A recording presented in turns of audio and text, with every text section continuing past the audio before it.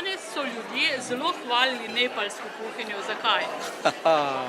To me pa zelo veseli, no, da so imeli radi. Nepal je proglasil 2017 leto turizma. Naj grejo tam in provajo, če je to glih enako, kot sem jaz kuhal danes. Radi kuhate? Zelo. To mi je hobi. Bi rekel, veste, kako sem bil v službi, zdaj sem se pokojil, ko sem bil v službi, zdaj sem med potjo v avtu razmišljal, kaj bom kuhal in kako. To je čudovito, veste, del tele, kako možgane sem, ki je bilo preveč razbremenil, pa sem začel drugega obremeniti. Kaj so Filipini tokrat predstavili Mariborčanom? Pravzaprav 4 jedi.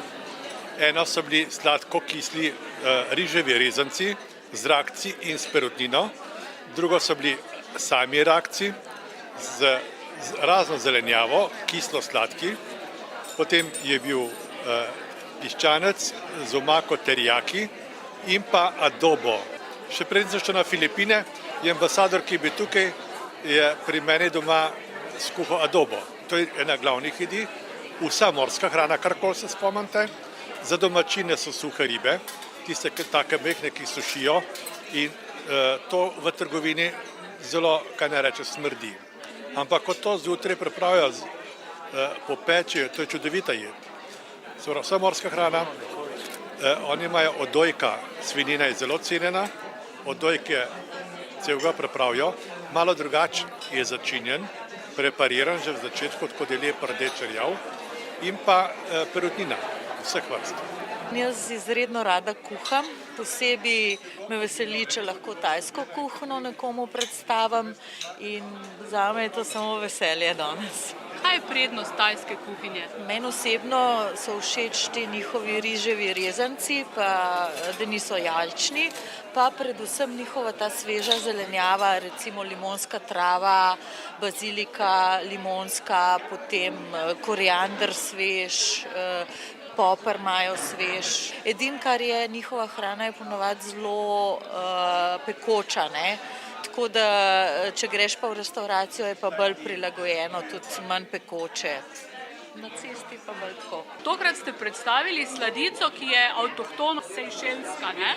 Seveda, Sejšeli so zelo omejen teritorij in na Sejšelih rastejo banane, na Sejšelih raste kokos in če to združimo v eno tako prijetno sladico z cimetom, z muškatnim oreščkom pa z kančkom vanilje, ki tudi raste na Sejšelih, lahko dobimo tako prijetno sejšelsko sladico Jean Rock. Prej ste rekli, da bi morali sodelovati z Jordanijo ne samo na področju kuhanja, ampak tudi gospodarstva. Mislim, to je bistveno temu, ne? Kuhati lahko vsak dan, ne? Delati pa ne moramo vsak dan. Mi hodimo vsak, sem že imel drugič, da sem hodil tukaj kuhati, jaz bi rekel drugega, da mi bo vabo, veste nekdo tukaj. Pa vendarle se tudi preko kuhinje spoznava država, ne? Tisti turisti, ki hodijo dol, jih ima veliko, spoznajo in poznajo države, ne? Kako pa ste se počutili v družbi mladih kuharjev?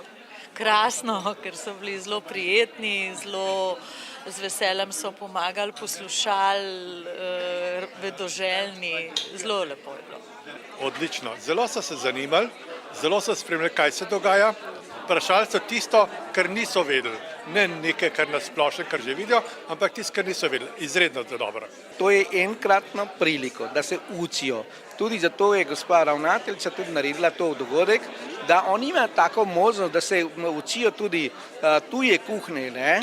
Da delajo in zelo pridni in tako in z zanimanjem so se pogledali, so učili in upam, da bodo kaj lahko delali kdaj. Kako si ti danes dojemal ta projekt tuje kuhinje, bi človek rekel? Ja, bilo je zelo zanimivo, interesantno, naučil sem se veliko novih stvari, naučil sem se tudi nekaj o tuji kulturi, tujih jedeh. Mislim, da je bila odlična izkušnja zame, ki mu lahko izkoristil tudi v prihodnje. Pa se ti zdijo taki projekti dobri? Ja, mislim, da je to odlično za nas, predvsem zaradi tega, ker je to nekaj novega, se lahko veliko naučimo in mislim, da je tudi zelo interesantno za druge ljudi. Tako kot smo načrtovali, dijaki so dobili dovolj znanja, zanimivih zadev, ko jih bolj zanimajo kot pa pouk v razredu. Tudi konzuli so zadovoljni, da so se lahko predstavili, mi pa kot šola vsekakor imamo sami plusi.